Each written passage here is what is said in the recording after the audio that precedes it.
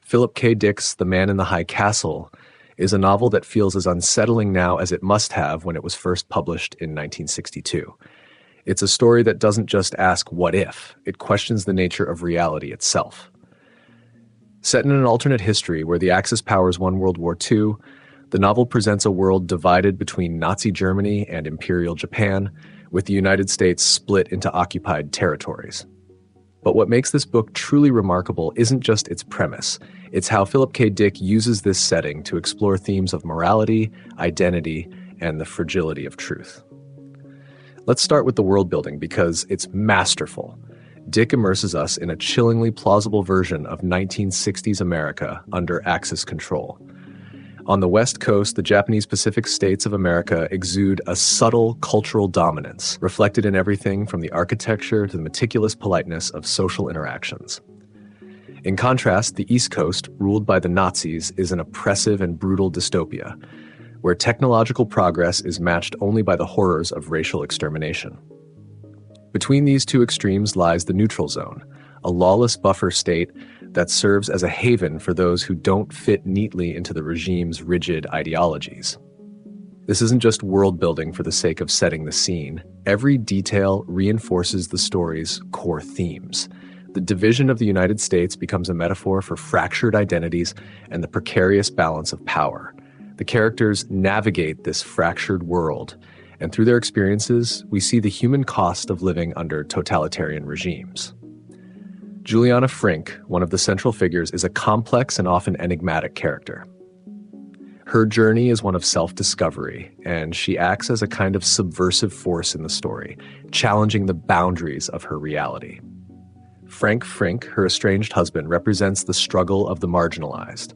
A secret Jew in a world where the Nazis still pursue their genocidal agenda, Frank is constantly battling not only external threats, but also his own feelings of inadequacy and fear. Then there's Nobusuke Tagomi, a Japanese trade official whose philosophical awakening forms one of the novel's most compelling arcs. Through Tagomi, Dick examines the clash between duty and morality. He's a man torn between his role as a cog in an imperial machine and his growing realization of the moral abyss that surrounds him. And we can't forget Robert Chielden, a dealer in Americana, whose internalized cultural inferiority and desperate need for validation create some of the book's most poignant and uncomfortable moments. Each character is a lens through which Dick examines the moral compromises people make to survive and the ways in which power reshapes identity. At the heart of the novel is a recurring question: what is real? Dick plays with this idea through The Grasshopper Lies Heavy, a book within the book that imagines a world where the Allies won the war. This counterfactual narrative functions as a destabilizing force, making both the characters and the readers question the reality they inhabit. And then there's the I Ching, a Chinese divination text that characters use to guide their decisions. It's not just a plot device, it's a symbol of the randomness and fragility of truth. The fact that Philip K. Dick himself used the I Ching while writing the novel adds another layer to this exploration of fate and free will. The themes of The Man in the High Castle resonate far beyond its pages. The novel is a meditation on the nature of power and its ability to corrupt not just governments but individuals. It explores the moral ambiguities of collaboration and resistance, asking whether survival justifies complicity. And it delves deeply into questions of cultural identity, showing how art, commerce, and personal relationships are shaped and often distorted by the forces of imperialism and fascism. What's particularly striking is how Dick's storytelling reflects the fractured reality he's depicting. The narrative shifts between characters and perspectives, creating a sense of disorientation that mirrors the characters' own struggles to make sense of their world. Dick's prose is minimalist but evocative, and the pacing, while deliberate, keeps the tension simmering just below the surface. Of course, we can't talk about The Man in the High Castle without acknowledging its broader cultural impact. When the novel won the Hugo Award in 1963, it solidified Dick's reputation as one of science fiction's most innovative voices. It paved the way for later explorations of alternate history in literature and media, and it inspired the Amazon Prime adaptation, which while diverging significantly from the book, expanded on its themes and brought its chilling vision to a new audience. But the novel isn't without its challenges.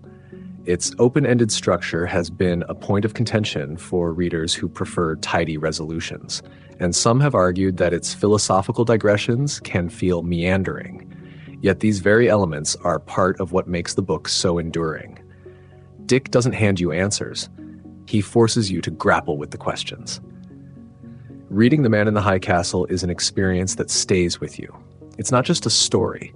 It's an interrogation of how we perceive history, morality, and even ourselves.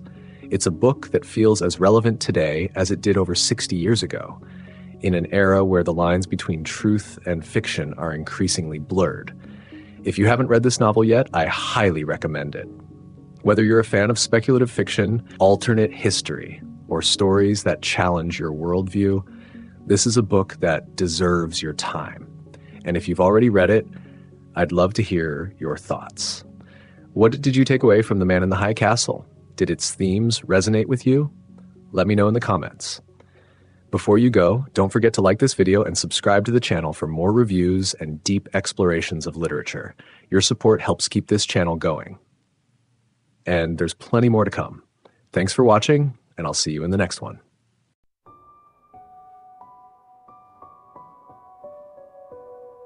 Shadows dance on the fractured wall. Echoes whisper in the empty hall.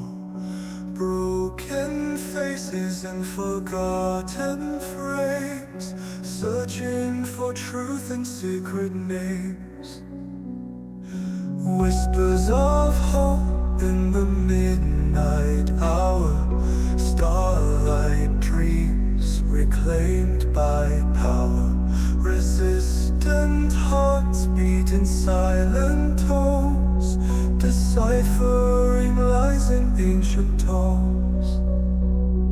The grasshopper lies heavy in the cold. Truths emerge from stories old. In mirrored worlds of shifting sand, we hold the light in trembling hands.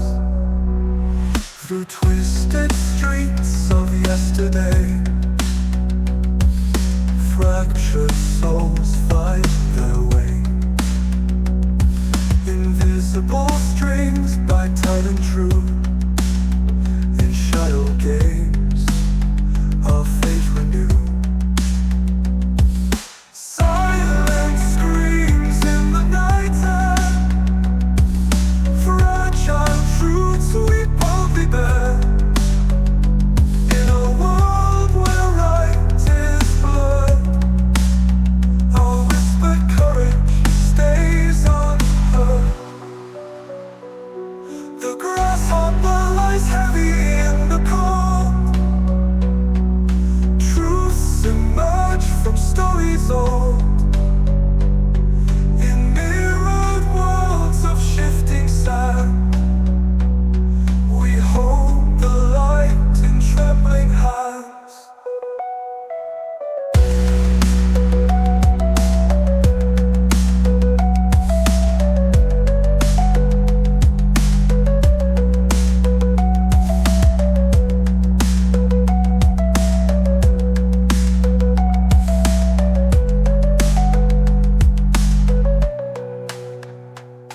Through twisted streets of yesterday, fractured souls find their way. Invisible strings bind tight and true. In shadow games, our fate renew.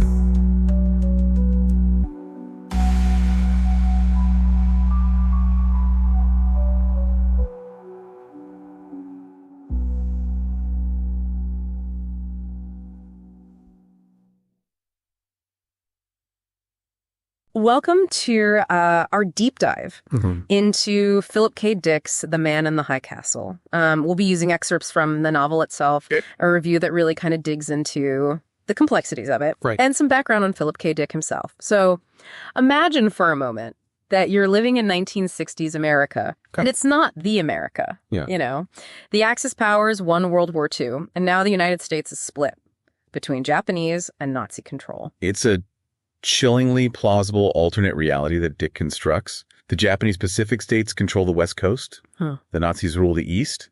And in between lies the neutral zone, a lawless buffer. Instead of neon diners and rock and roll, think meticulously polite social interactions under Japanese rule on the West Coast, contrasted with the stark brutality of the Nazi-controlled East.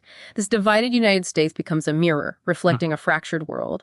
And the human psyche under totalitarian rule, it's not just about a different outcome to the war. Right. It's about what that outcome does to people. And it's fascinating how Dick uses the setting to explore these themes. The architecture, technology, even the way people interact. Every detail feeds into this sense of a world that's both familiar and utterly alien. That's where it gets really interesting. Think about living in San Francisco, for example. Yeah. But instead of the Golden Gate Bridge, you see towering Japanese structures. The cultural dominance is subtle yet pervasive. That subtlety is key. It highlights how power can manifest in ways that are not always overt or violent. The Nazis, of course, favor a more direct approach. But the Japanese control is insidious, seeping into every aspect of life. It makes you wonder, how would you even begin to resist in such a world? That's where the characters come in. Each one grapples with this question in their own way. Take Juliana Frink, for instance. She's on this journey of self-discovery, but it's also a journey of resistance. Just by questioning the reality she's been given, she becomes a subversive force. She's not a soldier or a rebel leader. She's an ordinary woman who starts to see cracks in the facade of this seemingly unchangeable world. And then there's Frank Frink, her estranged husband. Imagine living under Nazi rule, with the constant fear of being discovered as a Jew. Frank's struggle resonates on a deeply human level. It speaks to the psychological toll of oppression. He's battling not just external threats, but also the internal struggle of maintaining his identity in a world that seeks to erase it. And Frank's not alone. We have Mr. Tagomi, a high-ranking Japanese official wrestling with his own moral compass, and Mr. Baines, a mysterious figure with his own hidden agenda. Each character, in their own way, represents the human cost of living under a regime that demands absolute obedience. They embody different forms of coping, from collaboration and quiet resistance to denial and even a fascination with the oppressor's culture. But what truly throws everything into question is the book within the book. The grasshopper lies heavy. It imagines a reality where the Allies won the war. It's like Dick is planting a seed of doubt, whispering, what if everything you believe is wrong? It's a brilliant move that destabilizes both the characters and the reader. It makes you question the nature of truth itself. What if the history we know is just one version of events? What if there are other realities out there, just as real as our own? This begs the question, how do we even know what's real in such a world? That's where the I Ching comes in. It's not just a random plot device. It becomes a symbol of the fragility of truth and the forces at play beyond our control. The fact that Philip K. Dick himself used the I Ching while writing this adds another layer to it, doesn't it? Absolutely. It's as if he's acknowledging the limitations of his own knowledge, the idea that even the author is subject to the whims of chance and the mysteries of the universe. Okay, so we're in this alternate America facing the chilling reality of Axis rule. But Dick doesn't just leave us there. He gives us these incredibly rich characters to follow, like Robert Childen, the dealer in Americana. He's got this fascinating role in a world obsessed with remnants of a vanquished America. Childen represents this complex relationship with a lost past, especially when that past has been rewritten by the victors. He deals in objects imbued with historicity, a concept that suggests a kind of inherent value, based on an object's connection to history. Think about it. We have our own obsessions with vintage items today, right? Sure. But in Childen's world, these American artifacts, Tip-Top Comics, Colt .44s, even a Zippo lighter owned by Franklin D. Roosevelt, take on an almost fetishistic quality. It's not just nostalgia. It's a desperate attempt to connect with something that's been erased, to find meaning in a world that feels alien and hostile. And Childen's journey takes an unsettling turn when he discovers that even objects with supposed historicity can be faked. This raises an important question. What happens when our understanding of the past, the very foundation of our reality, is shaken? What happens when we realize that history itself can be manipulated? This connects to a larger point about the power of narratives. In The Man in the High Castle, the victors have rewritten history to suit their own purposes. But Dick seems to suggest that this can happen in any society, even our own? Who controls the narrative? And how does that shape our understanding of the world? Childen's crisis of faith, when he encounters those forged artifacts, is like a microcosm of what the entire world is going through the ground beneath his feet, the very concept of truth that all crumbles. And that brings us to the heart of what makes this novel so unsettling. We're talking about power identity and resistance under a regime that wants to control every aspect of your life. We've talked about how the setting is oppressive, but how does that actually play out for individuals? Imagine waking up every day knowing that even a casual comment could get you reported that your neighbor might be an informant. That's the reality for characters like Juliana and Frank. They're trying to maintain some semblance of individuality, but the pressure to conform is immense. It's almost like they're living in a panopticon, always being watched, judged. It makes you wonder, how would you even begin to resist? Would you have the courage to stand up for what you believe in, even if it meant risking everything, or would you simply try to blend in and survive? These are questions that resonate deeply, even for those of us who haven't experienced totalitarian rule firsthand. The Man in the High Castle forces us to confront these uncomfortable truths about human nature, the seductive nature of power, the ease with which we could become complicit in a system that we might abhor. And each character navigates this moral maze in their own way. Juliana, despite her fear, is actively seeking a way to break free. Frank, on the other hand, is trying to survive by staying invisible, by suppressing his true identity. Then you have Mr. Tagomi, caught in the machinery of the Japanese regime, trying to do good from within a system that's inherently corrupt, and Childen, almost seduced by the allure of the Nazi aesthetic, even as he profits from the sale of Americana. That's one of the things I find so fascinating about Childen. He's clearly repulsed by the Nazis on some level, yet he's also drawn to their power, their sense of order. He embodies this internal conflict that many people must have felt living under occupation, a sense of revulsion, mixed with a grudging admiration, perhaps even envy, for the strength and efficiency of the regime. Dick doesn't shy away from the darkness. The novel depicts the casual cruelty, the violence, the way people are dehumanized under totalitarian rule. It can be a difficult read, but it feels so important. It is important. Dick isn't trying to sugarcoat the realities of oppression. He's showing us the true face of it, forcing us to confront the consequences of unchecked power. But even amidst that darkness, there are glimmers of hope, aren't there? Absolutely. Characters like Juliana and Frank represent a refusal to give in. They cling to their own sense of self, their own values, even when the world around them is trying to erase them.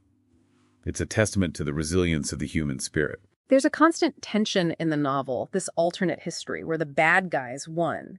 Yet there's still this sense of possibility of resistance simmering beneath the surface. That tension is what makes the novel so thought-provoking.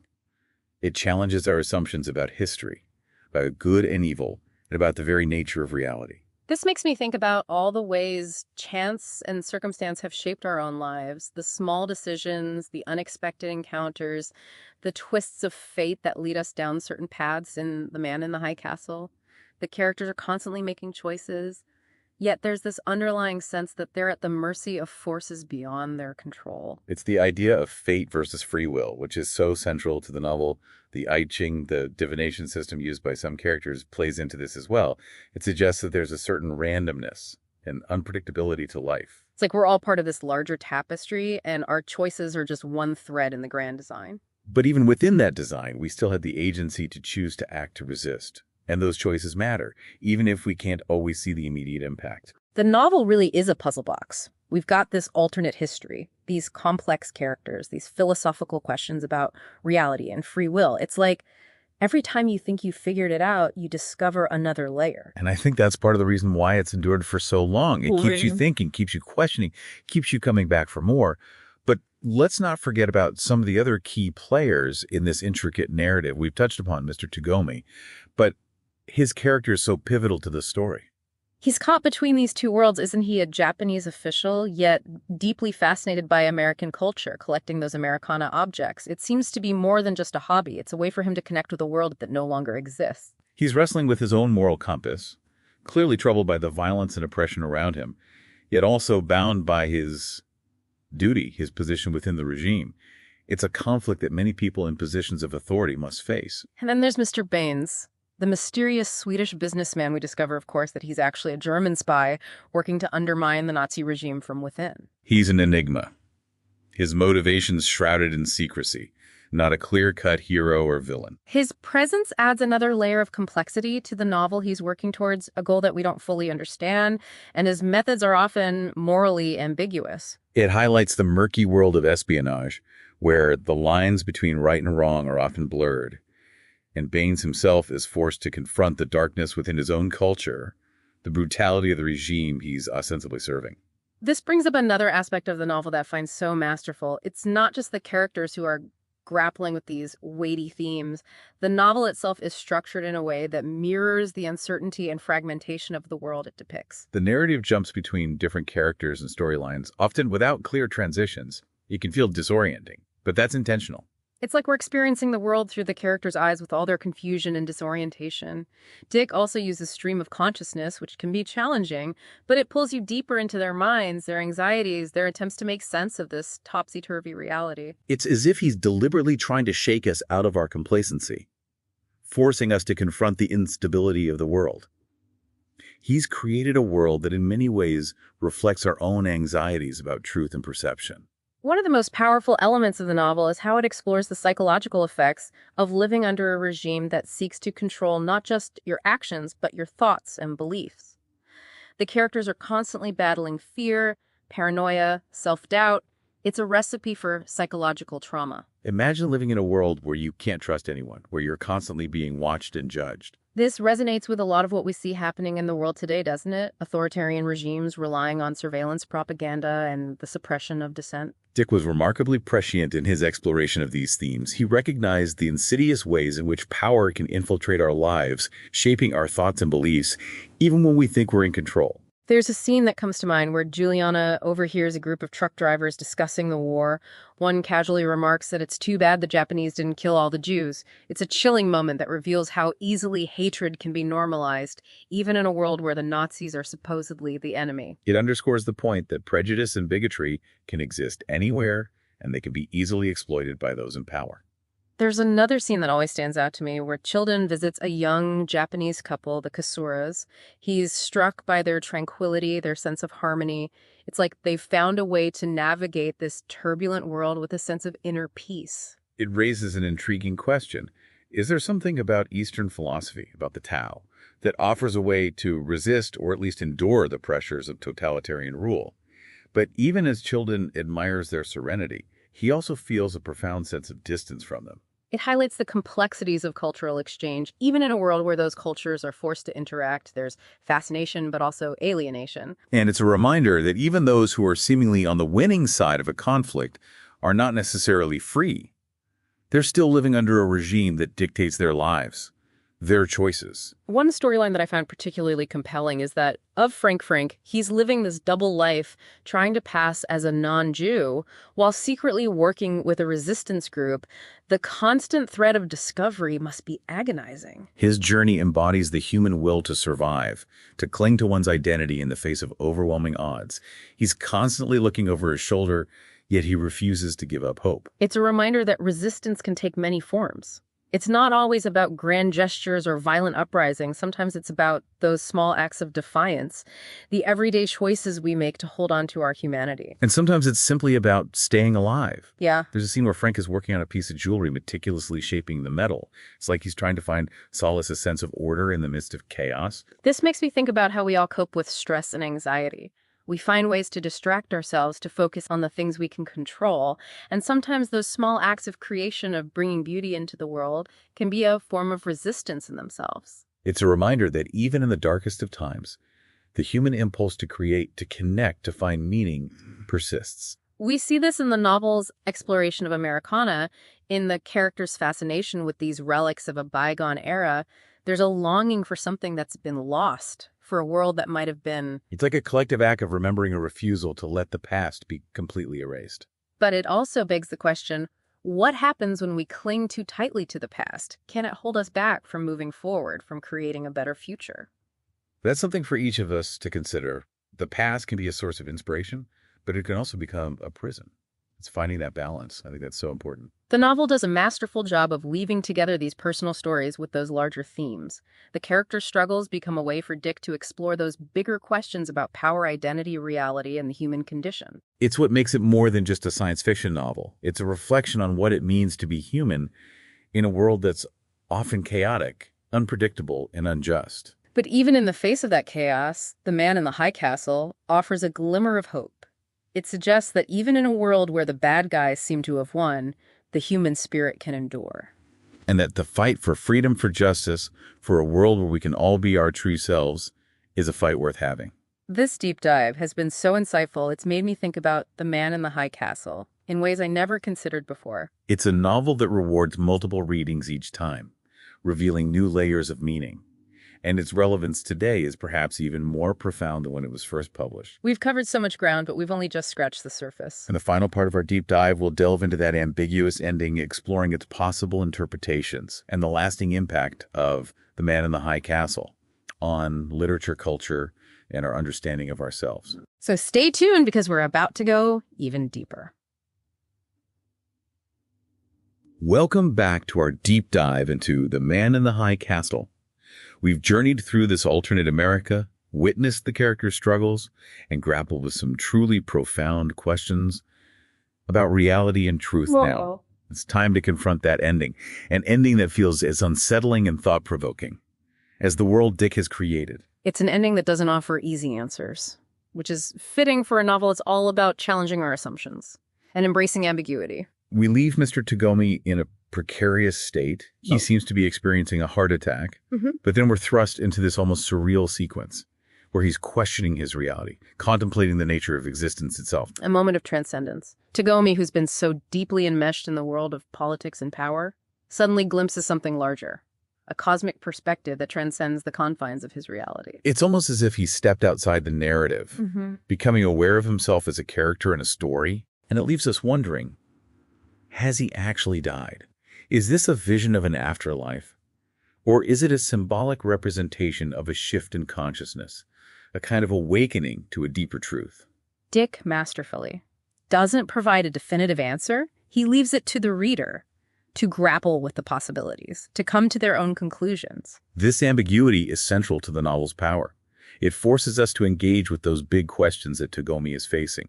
What is real? What is truth? What is the meaning of it all? This ending also makes us re-examine the nature of resistance.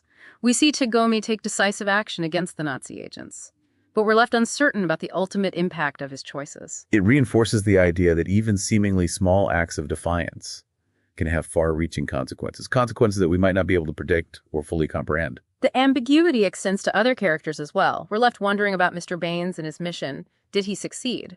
What changes might his actions set in motion? The novel doesn't tie up these loose ends. It leaves us with a sense of unease, of unresolved tension. And then there's Juliana and Frank. Their storylines are left open, their fates uncertain. Will they find their way back to each other? Will they find a way to survive in this world?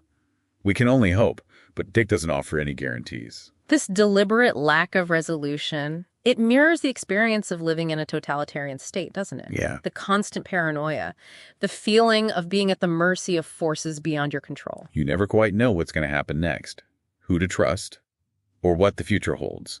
That uncertainty lingers even after the novel ends. Much like the trauma inflicted by such regimes persists long after they've fallen. This ending also prompts us to consider the larger implications of the novel's central themes. If reality is truly subjective, if history can be rewritten, then what does that mean for our own understanding of the world? This question feels incredibly relevant today. In an age of information overload, where we're bombarded with competing narratives and alternative facts, It can be incredibly difficult to discern truth from fiction, to know who or what to believe. Dick was exploring these ideas decades ago, but they feel even more prescient now. The Man in the High Castle is a cautionary tale about the dangers of accepting information passively, of allowing those in power to control the narrative. It reminds us that we all have a responsibility to engage critically with the world around us, to question the information we're given, and to seek out multiple perspectives. It's a call to be active participants in shaping our own understanding of reality, rather than simply accepting the version that's presented to us. So, looking back at The Man in the High Castle, what do you think its lasting impact has been on literature and culture. It's a foundational work of alternate history, inspiring countless other stories that explore the what-ifs of the past. But his influence goes far beyond genre conventions. It's seeped into our collective consciousness, hasn't it? I think so. Raising these questions about the nature of reality, the fragility of truth, and the role of individual choice in shaping history. Its themes of resistance and hope, even in the face of overwhelming darkness, continue to resonate with readers, especially in times of uncertainty and upheaval. Absolutely. It's also fascinating that the novel has been adapted into a successful television series, which has brought these ideas to a whole new generation. It speaks to the enduring power of Dick's vision and the novel's ability to transcend its time and medium. So as we conclude this deep dive, what are the most important things you hope listeners take away from our exploration of The Man in the High Castle? Firstly, that reality is not fixed. That truth is often elusive.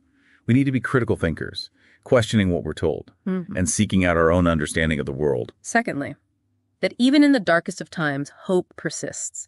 There's always the possibility for resistance, for individual acts of courage that can chip away at oppressive systems. And finally, that our choices matter.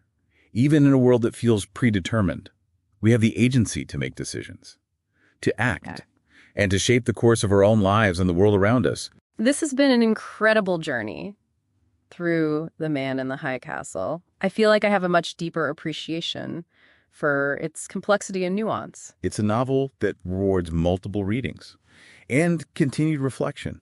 Each time you return to it, you're likely to discover new layers of meaning and find its themes resonating in different ways. And it's a book that stays with you, challenging you to think differently about the world and your place in it. If you haven't already experienced The Man in the High Castle, I highly encourage you to seek it out. And for those who've read it before, perhaps it's time for a revisit, armed with the insights we've explored in this deep dive. Thank you for joining us on this exploration of The Man in the High Castle. Until next time, keep questioning, keep exploring, and never take your freedom for granted.